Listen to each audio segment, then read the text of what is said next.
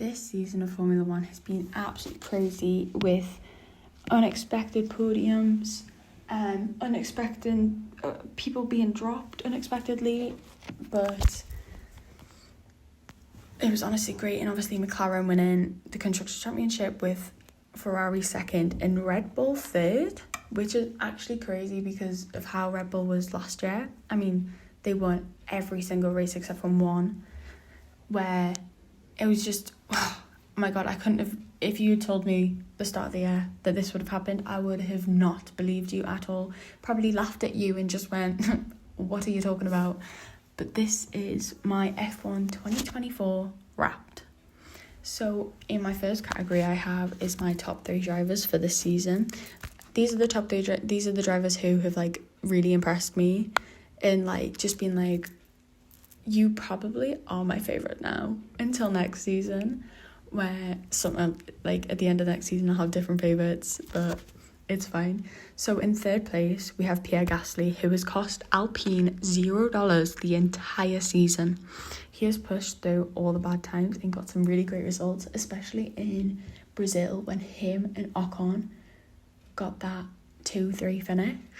Honestly, if you had told me at the start of the race that would have happened, I would have yet again laughed at you and told you, no, it didn't. You're lying to me. In second place, we have Franco Colapinto. And even though he came mid-season after Williams dropped Logan, I miss Logan, but it's fine. Franco came. He's probably one of my favourites now anyway. He was my favourite in F2, but he's not my favourite. He's not my favourite, Charles is, which is one of the reasons Charles is first, but we'll get onto that in a minute. Franco Colapinto obviously joined mid-season, but he still managed to impress everyone and fit right into the sport. I mean, he came in and he just made friends with people. He was caring, he's kind, and he's actually really funny off track. I mean, if you've watched his interviews, he's pretty much flirted with every single one of them. And that is just seriously one of the reasons why he's my favourite. But he also does challenge drivers on track, which is just great. And then in first place, I've already said it, but Charles Leclerc, he was my favourite last year. He's my favourite this year. He's consistent with his results, especially this season. He's been consistent all year round, driving pretty much. He's DNF'd one race, which was Canada. He got 11th and 14th in the other two, but I can't remember which ones they were. But he's pretty much gotten first, second, third, fourth or fifth all season. And that's just great, and earning so many points for Ferrari to actually be able to challenge the other teams for constructors, which is, you know, they haven't won it, but they came second and they were, what was it, 8 points, I think, away from winning. So that's just great. Maybe next year's their win. He's been consistent all year round in as many points as he can, and of course winning his home race. I think I cried. I shed a few tears. I didn't shed a few tears watching it. I was like kind of just like really happy and like jumping up and down and going, yay, yes. But it was the TikToks that were made after like all the edits made me cry. It was great. It was great. The second category I have is favourite races, and yet again I'm adding Brazil. I was going to put Brazil or Monaco, but I couldn't decide which one, and there's so many more that were probably my favourite races, like Mexico, Abu Dhabi was great, Vegas, even though I was half asleep for it because it was at 6 a.m, girl, I'm never doing that again. No, I am. I always do, but it's fine. So I put Brazil and Monaco. I mean, Brazil was just very chaotic with 4 cars DNFing and 1 car not even starting. Alex Albon, bless his heart, but he didn't even start. But yeah, with 4 cars DNFing in an Alpine 2-3 finish. If you told me the start that Alpine got that, I think I've said this, but I would have actually laughed and walked away. And it's definitely a race I'd rewatch and not get bored. I mean, how can you? But yeah. And then we have the Monaco Grand Prix where Charles finally got a win at his home race, and I mean, even if you're not a Ferrari fan, you will be happy. My dad was ecstatic, and he's a Mercedes and a McLaren fan, so I was like, yes, I was very happy because I'm a Ferrari fan. I'm also a Charles fan, but yeah. And then my third category is my top 5 podiums and wins. Now, I couldn't decide. This took me ages to think of, but I just couldn't decide my top 5 because I could have added all of them and been like, yep, these are all my favourites. But I can't do that because that would be long. So in first place, we have the Monaco Grand Prix. Obviously, it was great. And especially seeing as Oscar Piastri got adopted by Charles beforehand. Not actually, but it was really funny. And it was great. And then after FP1, was it? I think it was the F1 Instagram account put Oscar Piastri Leclerc because of what happened on Twitter. It was so funny, and the fact they both got on the podium together, honestly, was great. And then the TikToks about it after were funny as hell. But yeah, Charles won finally, and Oscar got second, and Charles' teammate Carlos Sainz got third, completing the podium. A great podium. I loved that podium. In the second place, the Mexico Grand Prix. Mwah! I loved it. It was very entertaining, very fun to watch. With Max getting 20-second penalty at the beginning and still managing to get points. Crazy. So, obviously, Carlos won. Thank God. I think I would have cried if he didn't. But then his former teammate Lando was in second and Charles in third. Charles gave me a heart attack at the end because he lost control a bit coming in the last corner and swerved and nearly crashed. And I was sat there with my hand on my chest going, shocking. I was actually, just know, I wasn't going to put the British Grand Prix on here, but I had to. I can't not put it on here. But Lewis Hamilton won for the last time at his home race with Mercedes because he's moving to Ferrari next year.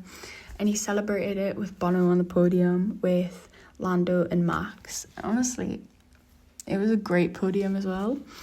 Fourth, we have George Russell winning the Austrian Grand Prix after Max and Lando collided, resulting in Lando DNFing and Max finishing 5th.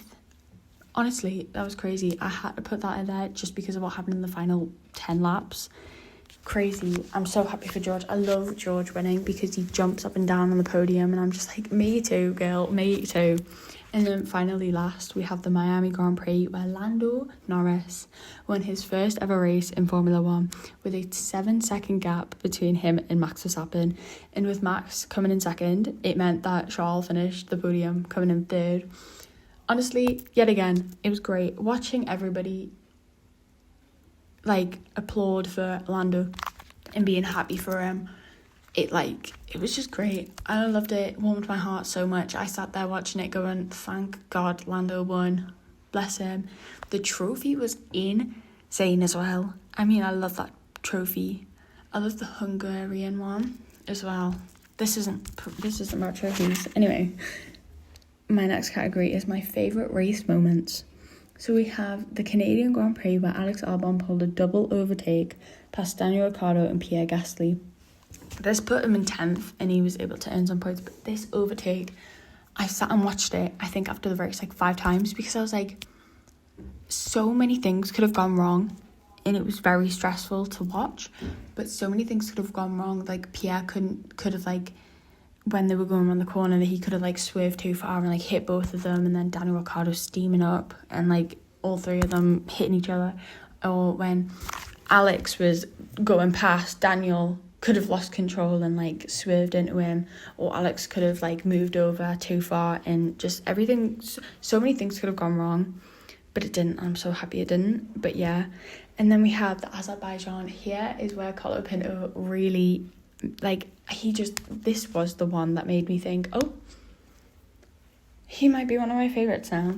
Franco came into F1 in Monza, and impressed me since then. But he started 8th in the Azerbaijan Grand Prix and he finished 8th. This is only his second F1 race ever. And he got 8th place. Like, that is really impressive. And obviously with his teammate Alex finishing in 7th, Williams gained so many points. I mean, more than they have before. But this is just crazy. And then obviously, this is really sad, but Daniel Ricciardo in Singapore, I mean, even though he finished 18th, he pitted for softs and grabbed the fastest lap, taking it away from Lando, which meant Lando didn't get the fastest lap point, which helped Max in the end for his Drivers' Championship. In 8th, our final category, we have my least favourite race, the Hungarian Grand Prix. Now, don't get me wrong, I loved it. I love Formula 1. I love all the races. This one, I don't think I'd watch again because it was so stressful to watch. I mean, I love Hungary. I love the races there. This one, I don't know. But with McLaren forcing Lando to give up the win and give it to Piastri, claiming to Norris that Piastri would do the same if it was the other way around, that got many people angry. And I remember going on TikTok and Twitter and Instagram after, people raging at McLaren going, this isn't Max, no, Lando's fighting Max for world championship, like, rah. I was like, honestly, I agree with you, but also at the same time, it's like, it's fine. But then with Max crashing into Lewis and then complaining about the strategy, you could tell he was tired. I mean, he'd been up until like, I think it was 4 a.m, sim racing with his friends on Twitch, but it was crazy. I mean, he nearly crashed into Lewis and then nearly sent both of them into the barriers. Lewis obviously didn't. Max went off the track and was very angry about it, but it's fine. And then Pierre Gasly DNF'd.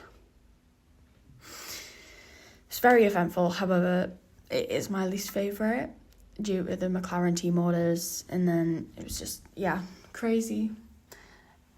Overall, this season has been great, and I've loved every second of it, except when RB decided to drop Daniel Ricciardo. Very upsetting, but I love Liam Lawson as well. I mean, he impressed me last year when he came in after Daniel Ricciardo broke his wrist. But yeah, Liam Lawson's here, and I think he's here to stay. I don't know, there's still lots of theories that Checo is going to get dropped or retire and leave Red Bull, and Yuki is going to go Red Bull, and then Franco's going to go RB, and Liam's going to go RB as well. It's very eventful, but with lots of seat changes and lots of rookies next year, I'm very excited to see how everyone gets on. And overall, this season... Thank you for watching or listening. Depends what you're watching or listening to it on. And I hope to see you next year for the 2025 F1 Wrapped, where hopefully we have a different Drivers' Champion winner, Lando, Charles. I'm praying to the Ferrari gods that Charles wins. It would be so great if Charles could win. If not, it's fine. I will love anyone who wins, obviously.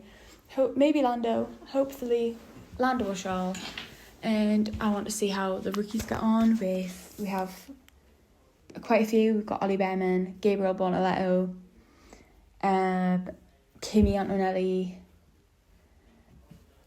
Carlos Sainz is going to Williams, Lewis Hamilton's going to Ferrari, blah, blah, blah, blah, blah. It's going to be crazy, but I can't wait. And I hope to see you next year for another one.